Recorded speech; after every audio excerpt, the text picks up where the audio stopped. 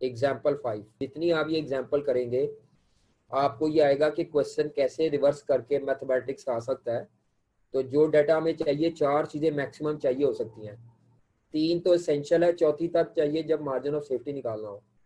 4 चीज़ें कौन सी चाहिए? Total fix cost, selling price per unit, variable cost per unit और बजटेड सेल वॉल्यूम। हाँ जी, अच्छा ये एरर है यहाँ पे, ये 10,000 यूनिट्स हैं जी, ये 10,000 यूनिट्स हैं। क्वेश्चन में उसने कहा calculate margin of safety for the period as a percentage of budgeted sale. तो इस क्वेश्चन में आपसे मार्जिन ऑफ सेफ्टी रेशियो मांग रहा है, तो मार्जिन ऑफ सेफ्टी रेशियो निकालनी है बेटा। अब कुछ लोग सिर्फ मार्जिन ऑफ सेफ्टी निकाल कर मुझे जवाब भेज रहे हैं, तो रीडिंग नहीं आती उनको, सवाल पढ़ना ही नहीं आता उनको। मार्जिन ऑफ सेफ्टी रेशियो मांग रहा है, रेशियो। तो अब हमारे पास क्वेश्चन में 4 चीजें होनी चाहिए। कहता है कंपनी प्रोडक्ट सेल करती है 60 रुपए पर, तो सेल प्राइस आ गई जी 60 रुपए। टोटल फिक्स कॉस्ट 2,60,000 है और 2,70,000 है। कॉन्ट्रीब्यूशन मार्जिन रेशियो दिया है, इसका मतलब है अब आप इसकी बेस पर वेरिएबल कॉस्ट पर यूनिट निकाल सकते हैं, ये नहीं है। और बजटेड प्रोडक्शन और सेल दी हुई है, 10,000 यूनिट्स है। ये तो डाटा है। वेरिएबल कॉस्ट पर यूनिट आपके पास नहीं है, तो ये जो उसने आपको कंट्रीब्यूशन मार्जिन रेशियो दिया है, इससे आप वेरिएबल कॉस्ट कैलकुलेट करें। हाँ जी, ये वेरिएबल कॉस्ट पर यूनिट निकालने के लिए आप कंट्रीब्यूशन मार्जिन रेशियो को रिवर्स करेंगे। Sale price per unit minus 0.50, sale price थी 60, तो मेरा ख्याल है वेरिएबल कॉस्ट शायद 30 रुपये आ जाएगी। अब आपको जो चीज़ फाइंड करनी है वो मार्जिन ऑफ सेफ्टी रेशियो है। इसका फॉर्मूला होता है बजटेड सेल यूनिट्स दिए हुए हैं minus break even sale units divided by budgeted sale units. Budgeted sale units हैं 10,000, ब्रेक इवन सेल यूनिट्स नहीं दिए हुए, तो मैं ब्रेक इवन कैलकुलेट करने का फॉर्मूला लगा देता हूँ। ब्रेक इवन सेल का फॉर्मूला होता है total fix cost divided by contribution per unit. 60 minus 30, variable cost 30 है, तो ये आपके पास ब्रेक इवन आ जाएंगे। तो मेरा ख्याल है 10,000 units minus 9,000 unit divided by 10,000 units, तो मार्जिन ऑफ सेफ्टी रेशियो का आंसर आता है 10%। ठीक है, समझ आ रही है? ये 10% कहाँ से आया है? बजटेड सेल यूनिट्स में दी हुई थी ना, तो मैंने ब्रेक इवन सेल भी यूनिट्स में निकाली है। Total fix cost divided by contribution margin per unit. तो फॉर्मूले के अंदर ही फॉर्मूला सॉल्व कर लेते हैं। ठीक है बेटा, इसके बाद आगे चले। ओके जी, एग्जाम्पल 6 की तरफ आते हैं। तो वो कहता है जी यूनिवर्थ लिमिटेड जो है वो लेदर पर्स बनाते हैं और ये नेक्स्ट ईयर का बजटेड डाटा दिया हुआ है। सेलिंग प्राइस पर यूनिट दिया है, वेरिएबल प्रोडक्शन कॉस्ट। अब ये जो वेरिएबल प्रोडक्शन कॉस्ट होती है बेटा, इसमें 3 चीजें होती हैं, डायरेक्ट मटेरियल, डायरेक्ट लेबर और वेरिएबल एफओएच। ये तीनों चीजें उसने ऐड कर दी हुई है वेरिएबल प्रोडक्शन कॉस्ट में। सेलमैन की कमीशन है 5% ऑफ सेलिंग प्राइस। कोई भी कॉस्ट जो percentage of the sale price पे दी होगी बेटा वो वेरिएबल होगी। तो ये सेलमैन की कमीशन जो है ये वेरिएबल कॉस्ट है। अब मुझे वेरिएबल कॉस्ट इकट्ठी करके निकालनी पड़ेगी, इन दोनों को मैं जमा करूंगा तो मेरी variable cost per unit overall आ जाएगी। फिक्स प्रोडक्शन कॉस्ट फैक्ट्री की दी है, फिक्स सेलिंग कॉस्ट दी है, इन दोनों को जमा करूंगा तो मेरे पास टोटल फिक्स कॉस्ट आ जाएगी। और ये बजटेड सेल वॉल्यूम दिया हुआ है। क्वेश्चन की रिक्वायरमेंट है मार्जिन ऑफ सेफ्टी यूनिट्स में निकालें और मार्जिन ऑफ सेफ्टी रेशियो निकालें। तो सबसे पहले हम अपना डाटा लिख लेते हैं, जो हमें डाटा चाहिए होता है। तो सबसे पहले टोटल फिक्स कॉस्ट हमें चाहिए होती है, तो फिक्स प्रोडक्शन कॉस्ट 8,61,000 और फिक्स सेलिंग एडमिन 396,300। टोटल कर ले 1257300। सेलिंग प्राइस पर यूनिट उसने आपको दी हुई है 23.20। अच्छा जी, variable cost per unit, variable production cost 6.80 plus variable commission, salesman की जो कमीशन है 5% ऑफ सेल प्राइस। 23.20 का 5% करें तो 1.16 रुपीज़ की वेरिएबल कमीशन है। जब इसमें ये ऐड करेंगे तो 7.96 की हमारी वेरिएबल कॉस्ट पर यूनिट आ जाएगी। ले 4 चीजें हमने लेनी होती है। पहला टोटल फिक्स कॉस्ट हमारे पास है, सेलिंग प्राइस है, वेरिएबल कॉस्ट है और बजटेड सेल वॉल्यूम भी हमारे पास है।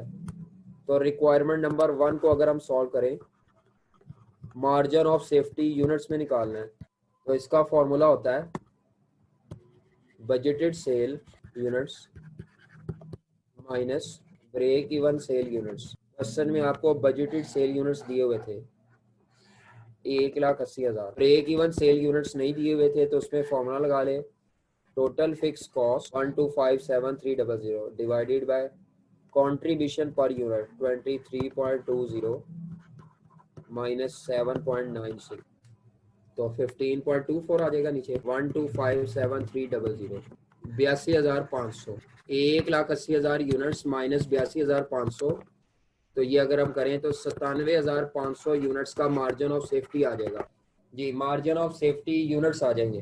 ठीक है बेटा, डाटा पूरा किया, उसके बाद मार्जिन ऑफ सेफ्टी यूनिट्स में निकाल लिया। अब हमें मार्जिन ऑफ सेफ्टी परसेंटेज में भी चाहिए। का फॉर्मूला होता है बजटेड सेल यूनिट्स, यूनिट्स में है ना, minus break even sale units divided by budgeted sale units, तो ये आ जाएगा 0.5417, 54.17% approximately margin of safety ratio आ जाएगी। ठीक है, मेरा नहीं ख्याल इसमें कोई मसला हो। अगली रिक्वायरमेंट में कहता है मार्केटिंग डायरेक्टर ने कहा है कि सेलिंग प्राइस इंक्रीज होकर ये हो जाएगी। ठीक है, जो चीज़ चेंज की है सिर्फ वो चेंज होगी, वेरिएबल कॉस्ट नहीं कहा तो वो चेंज नहीं होगी। अच्छा, कहता है उसकी वजह से number of unit unless effect नहीं होंगे अगर आप कमीशन को इंक्रीज कर दें। इसका मतलब है ये तो चेंज नहीं होगा लेकिन ये चेंज होगा, क्योंकि कमीशन अब कर दी है 8% of selling price. Selling price भी चेंज हो रही है, कमीशन का रेट भी चेंज हो रहा है। तो कहता है दोबारा revised break even sale volume निकालें। Revised break even sale volume, इसका फॉर्मूला होगा total fix cost divided by revised selling price per unit minus revised variable cost per unit. Total fix cost तो चेंज नहीं हुई, इसीलिए उसके साथ मैंने रिवाइज का वर्ड नहीं लिखा। सेलिंग प्राइस चेंज हुई है जी, सेलिंग प्राइस नई हो गई है 24.50। Revised variable cost per unit क्या आएगी, variable production cost per unit plus variable commission. ये तो चेंज नहीं हो रही, प्रोडक्शन कॉस्ट तो वही है 6.80, कमीशन का रेट हो रहा है 8% ऑफ सेल प्राइस, तो नई सेल प्राइस 24.50 है। 24.50 का 8% करेंगे 1.96 और प्लस 6.80 8.76 पर यूनिट। ले जी, revised break even sale volume आ जाना है अब आपके पास 1257300 और डिनोमिनेटर आएगा 15.74 रुपीज़ पर यूनिट। 1257300 15.74, तो 79,879.29 यूनिट्स, ये रिवाइज्ड ब्रेक इवन आ जाता है। अच्छा जी, यहाँ पर अब ये बात बड़ी इंपॉर्टेंट है कि आप लोग ना ज़रा लापरवाही का मुजाहरा करते हैं। लापरवाही का देखे, सेल प्राइस चेंज हो गई है, तो जब सेल प्राइस चेंज हो गई है तो सेल प्राइस जो नई आएगी उसके ऊपर कमीशन देना है ना। ये तो नहीं है कि जो सेलमैन है उसे कहेंगे हम तो नई सेल प्राइस पे पैसे इकट्ठे कर रहे हैं, तुम्हें हम पुरानी सेल प्राइस पे कमीशन देंगे। वो कहेगा जनाब मैंने सेल करा के दिया आपको इस नई प्राइस पे जो आपने बढ़ाई है, तो मुझे भी कमीशन नई प्राइस पे चाहिए। तो याद रखें कि जब भी कमीशन जो है ना वो परसेंटेज में दी होगी, परसेंटेज इनटू सेल प्राइस, तो ये जो कमीशन या रेट चेंज होगा या सेल प्राइस चेंज होगी या दोनों चेंज होंगी, तो कमीशन का रेट भी नया लेना है और सेल प्राइस भी नई लेनी है बेटा। ये हो ही नहीं सकता कि पुरानी प्राइस पे कमीशन दे दें वर्कर को, सेलमैन को। पुरानी प्राइस पे कमीशन देखें कम बन रही थी, नई प्राइस जब हमने रेवेन्यू ज्यादा, हमने जितना रेवेन्यू इकट्ठा करना है उसके हिसाब से उसको कमीशन देनी है ना, क्योंकि उसकी एफर्ट्स की वजह से हमारा रेवेन्यू इकट्ठा हुआ है सेल मैन की वजह से। तो ये आपने नई सेलिंग प्राइस पे क्यों किया है, ताकि लाइक विद लाइक हो। अब अगर आप ये कर देते हैं मसलन 24.50 सेल प्राइस है, माइनस अगर मैं ये 6.80 ये कर दूं, प्लस आप पुरानी सेल प्राइस पे कमीशन निकाल देते हैं, तो ये तो गलत हो जाएगा। लाइक विद लाइक नहीं है कि सेल प्राइस यहाँ पे मैंने 24 लिया है, इधर मैं सेल प्राइस 23.2 लिए जा रहा हूँ, तो ये गलत है ना। जो सेल प्राइस चलनी है फिर वो उस सवाल में पूरे में वही सेल प्राइस चलेगी कमीशन के लिए। अगर सेल प्राइस चेंज हुई है तो जहां जहां जो चीज सेल प्राइस पे बेस कर रही थी वो रिवाइज सेल प्राइस पे कैलकुलेट करेंगे आप। ठीक है, समझ आ गई है कि अगर आपकी सेल प्राइस अगर आपकी commission percentage of sale price पे दिया है तो या तो कमीशन का रेट चेंज हो जाए या सेल प्राइस चेंज हो जाए। तो जब भी सेल प्राइस चेंज होगी नई सेल प्राइस पे कमीशन निकालनी है, हर दफा नई सेल प्राइस पे कमीशन आएगी। और यही पॉइंट आपको काफी सवालों में मिलेगा, हर दफा सेल प्राइस जब चेंज होगी तो आप कमीशन चेंज नहीं करेंगे, वो नंबर कटेगा आपके। सेल प्राइस बेस चेंज हो रही है ना, ये बेस है, बेस चेंज होगी तो डेफिनेटली ये आंसर भी चेंज होगा। तो इसकी अप्रोच याद कर ले।